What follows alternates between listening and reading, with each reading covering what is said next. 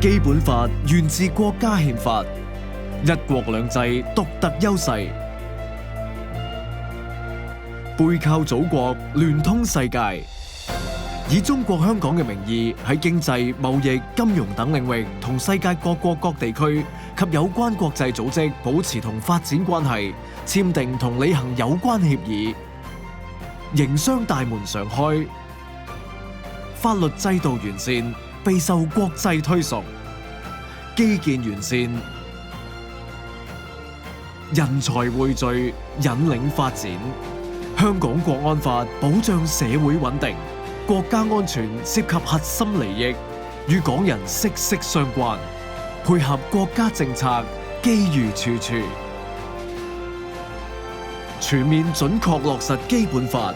讓一國兩制優勢充分發揮，開創新局面，實現新飛躍。